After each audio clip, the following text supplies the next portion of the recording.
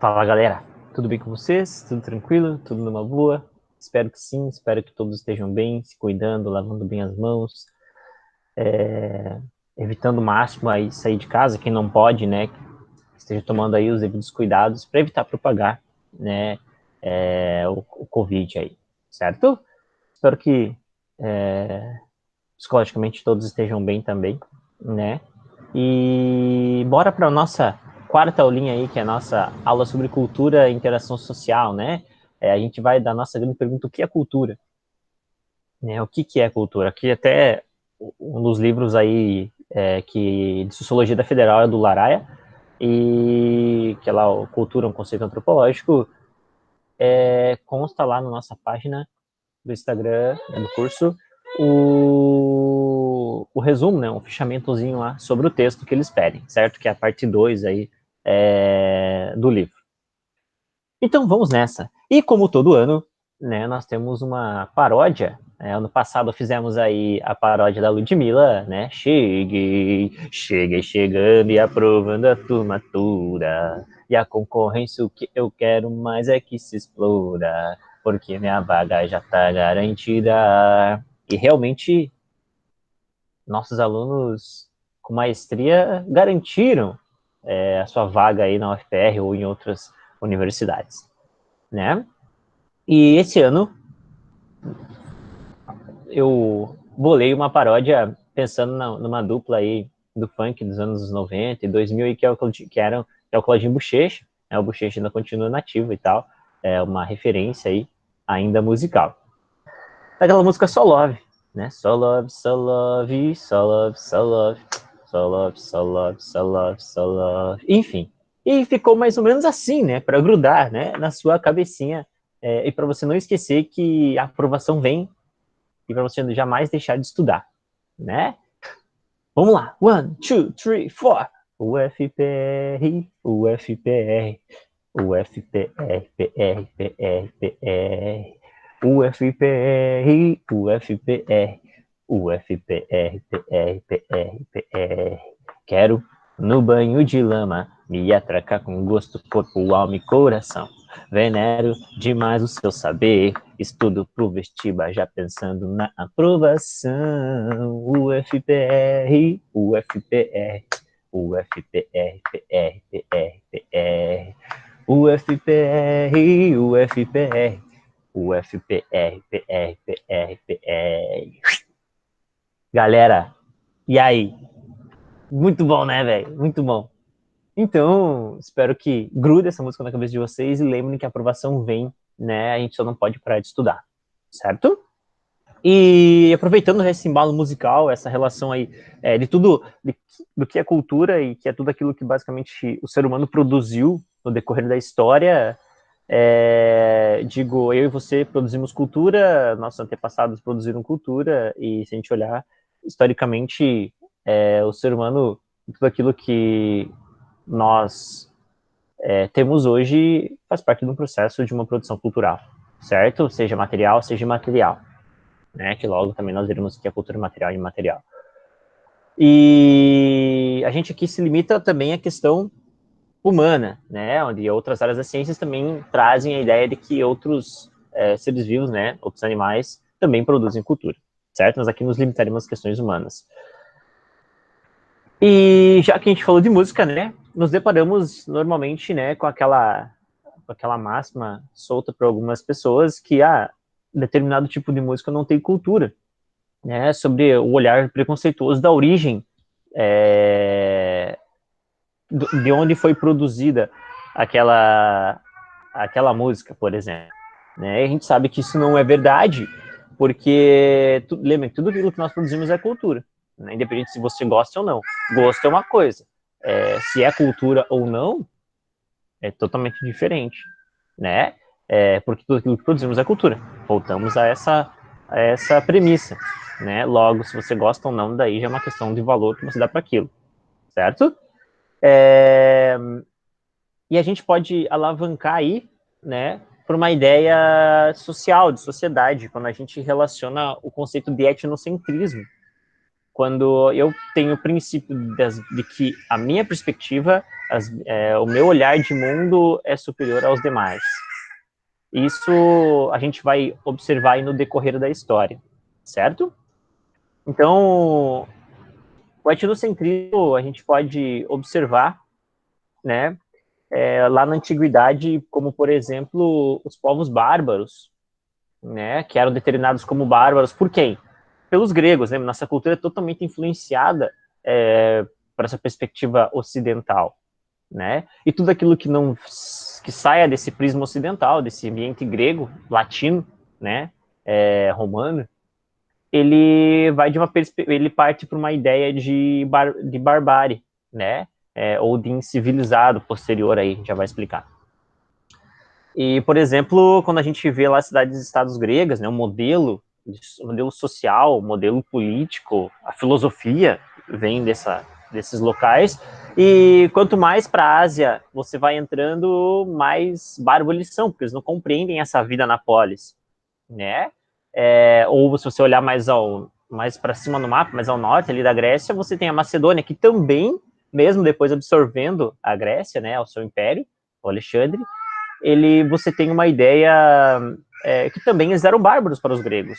E nós temos aí um exemplo de que aquele que não segue o que eu acredito, os meus valores, ele é inferior, né? Então ele merece ser dominado de acordo com os meus valores, certo? Não diferente, os romanos também trazem essa máxima, né? Quando eles passam esse processo de dominação, e a grande justificativa deles é que eles vão levar os valores de Roma para tudo aquilo que se conhece de mundo, certo?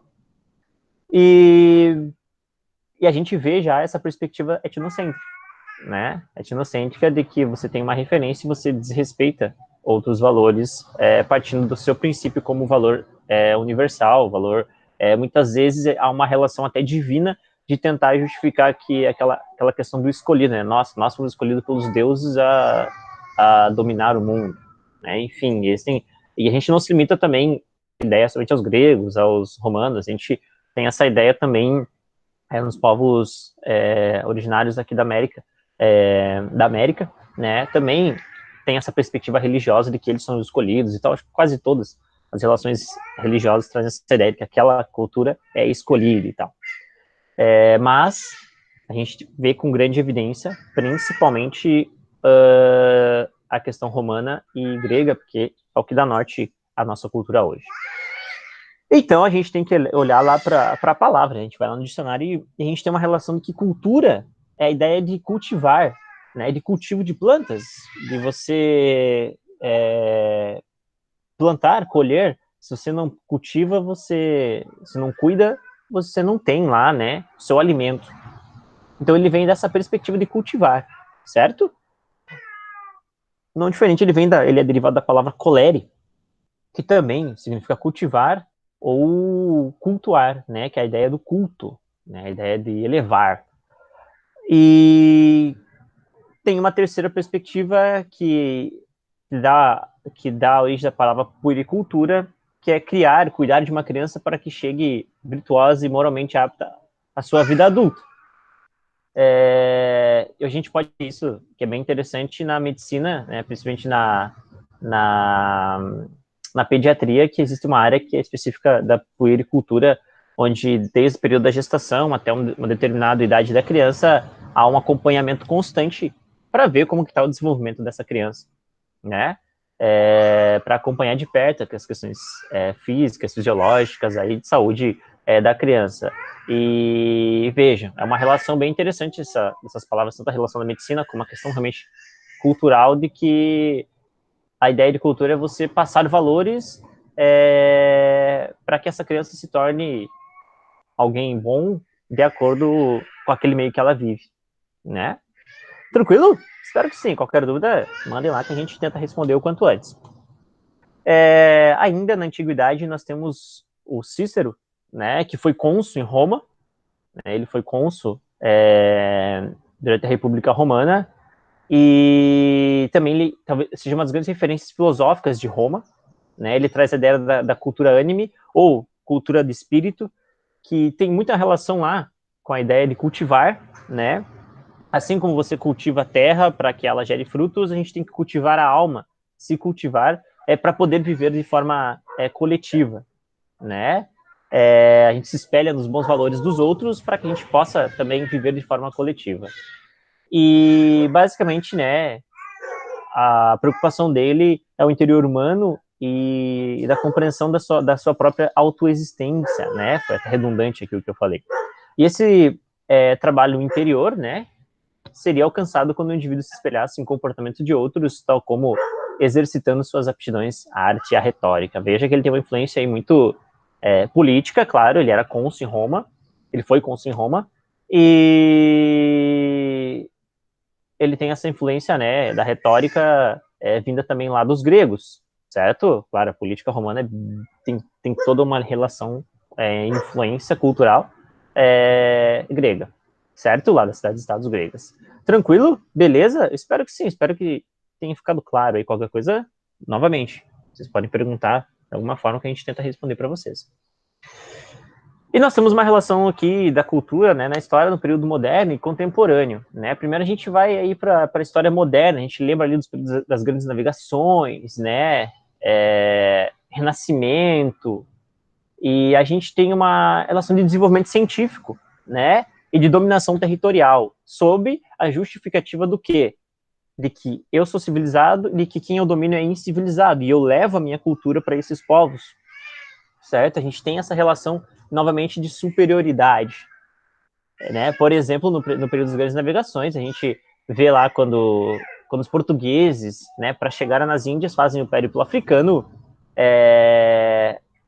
eles passam a dominar todos aqueles povos e a escravizá-los sob a justificativa de que eles não compreendiam, né, o seu modelo cultural. Logo, seria com o trabalho que eles compreenderiam. E, sob toda essa justificativa, né, que chega a ser que é horrendo, né, eles passam a escravizar os povos ali que viviam, né, no que hoje seria o continente africano. Não diferente eles fazem na América, né, e os portugueses, vamos relacionar aos portugueses, que eles vêm aqui para a América, chegam aqui no Brasil, no que seria o Brasil, né, e dominam esses povos também sobre a ideia de que eles eram povos incivilizados, ainda até no começo eles não eram nem considerados humanos, depois que a Igreja Católica, né, o Papa fala, não, esses são seres humanos e tal, fala que são seres com alma, e eles passam a ser um pouco mais respeitados, minimamente, mas vejam, a partir do momento que eles olham, que eles compreendem de forma religiosa, que era a cultura europeia, fazia parte da cultura europeia, falam, não, eles têm alma, né? Eles compreendem, eles são uma construção de Deus também, digamos assim, e aí sim eles passam a ser tratados como humanos. Mas lembra, aquela relação, né? Imagina você chegar aqui e perguntar assim, você conhece Deus? Cara, a gente tinha uma vasta população desses povos originários, e essa população, a gente não pode falar que ela é homogênea, ela é totalmente heterogênea, ela tinha ambientes totalmente distintos, a gente tinha um ambiente cultural totalmente distinto, muitas vezes, dos povos que aqui viviam, né, com modelos de vida totalmente diferentes, aqueles que viviam no litoral, aqueles que viviam mais para o interior, aqueles que viviam na beira dos rios, aqueles que não, que viviam de caça, aqueles que viviam da pesca, e assim por diante. Veja, a gente tem uma grande construção cultural, até mesmo dentro do que seria o Brasil ou da América em si, né? Ou se a gente olhar mais ali, mais para cima da América, a gente olha aqueles grandes impérios que também se formaram aqui, né? Inca, Maia, Aztecas, e a gente vê grandes impérios também formando, que fazem parte de toda essa cultura que muitas vezes a cultura ocidental trata como uma só, mas não, a gente sabe que cada um desses grupos tinha sua própria cultura e seu próprio modelo de vida, digamos assim. Mas vejam, tudo que eles fazem, tudo que eles produziram, também faz parte dessa grande construção cultural. Mas voltando aqui para a questão do período moderno e contemporâneo, a gente tem essa relação, então, do que é ser civilizado do que é ser incivilizado. Esses povos que andavam nus eram incivilizados, porque eles não seguiam o modelo europeu, né? e logo eles têm que ser dominados e a minha cultura europeia tem que ser o quê? Implantada sobre eles, certo? Tanto que durante até o período de expansão aí para o interior, né, do Brasil, né, não era Brasil ainda, mas período de expansão aí para o interior do Brasil, território que seria o Brasil, a justificativa foi que esses povos civilizados não queriam receber esse desenvolvimento, né, que traziam os povos europeus.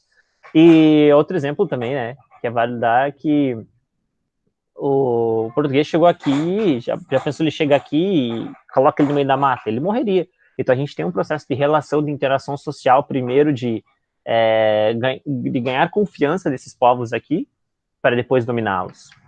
Né? A gente tem essa relação social, primeiro ganha essa confiança, para depois dominá-los. Porque se você perguntar para um europeu, lá para um português, em pleno século XV e XVI, o que é um caju, ele não saberia, né? A primeira onça que visse eles iam ser engolidos. Uma sucuri que visse eles, já era, né? Não a sucuri eles.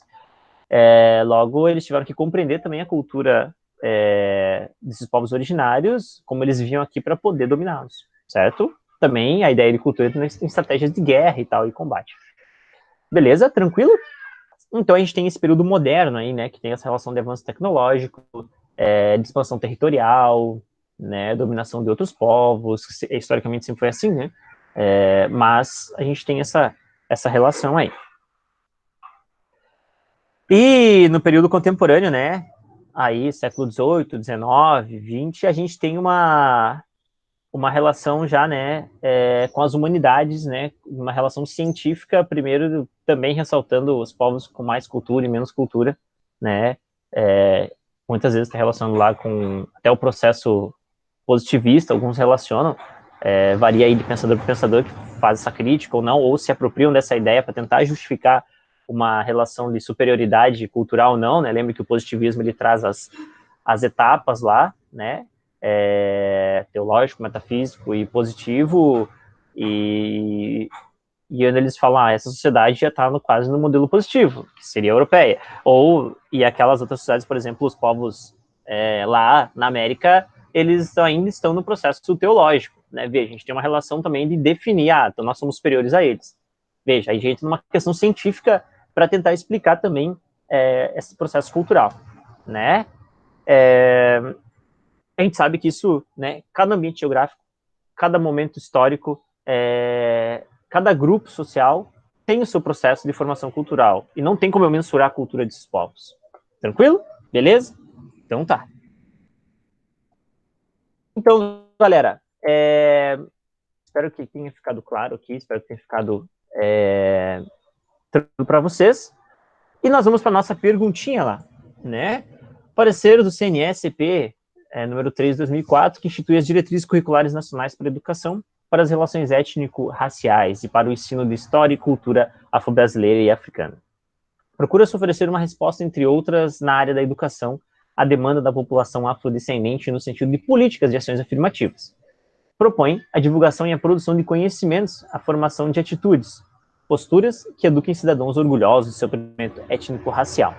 Descendente de africanos, povos indígenas, descendentes de europeus, de asiáticos, para interagirem na construção de uma noção democrática, em que todos, igualmente, têm os seus direitos garantidos, né? O Conselho Nacional de Educação.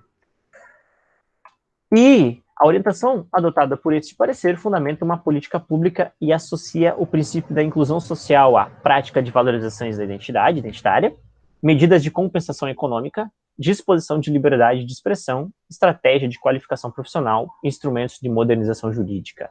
Galera, a gente, quando a gente olha para o presente e a gente observa todo o processo, principalmente de formação cultural brasileiro, né, a gente tem essa relação de quê?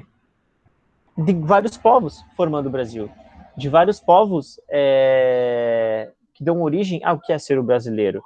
E se a gente olhar lá atrás, né, a gente tem, por exemplo, como o próprio Darcy Ribeiro traz, né, a ideia de 3 povos, o africano, o europeu e o povo originário, o indígena, certo? Então, a gente tem aqui né, a prática de tentar valorizar todas essas culturas que formam o Brasil. A ideia de valorizar não só essa cultura ocidental, certo? A ideia de... Deixa eu só passar aqui o Brasão Supermercados. Só um pouquinho. Cenoura quilo, R$ 2,99. E mamão formosa, R$ 2,99 o quilo. Aproveitem. Terça-feira verde do Brasão Supermercados. Melão amarelo, R$ 3,60. Viu? Não percam a terça-feira verde. E aí nós temos, né, essa ideia de que o texto se apresenta como uma prática de valorização da identidade, pois propõe uma sugestão quanto à valorização e entusiasmo dos grupos pertencentes às minorias perante suas origens. A gente pode trazer o exemplo lá do mito do descobrimento. Mas como descobrimento, sendo que existiam povos aqui, né? E quem trabalhava aqui eram os povos africanos. Quem fez toda, quem produzia, né, quem fazia girar toda aquela economia no Brasil eram os trabalhadores que eram trazidos de forma obrigatória da África. Então a gente tem uma relação de inferiorizar muitas vezes esses povos que foram trazidos aqui, obrigados, inferiorizar os povos que aqui viviam e elevar digamos assim, o discurso daquele que dominou esses povos, né?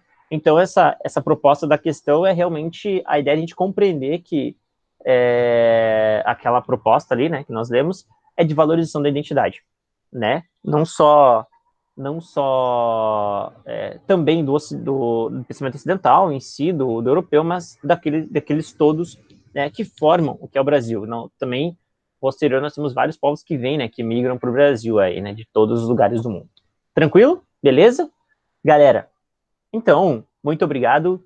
Desde já, agradeço a atenção de vocês. Espero que tenham entendido, espero que tenha ficado claro. Um beijo no coração e continuem sempre estudando e nunca esqueçam que vocês são pessoas maravilhosas. Um beijo no coração e até a próxima aula.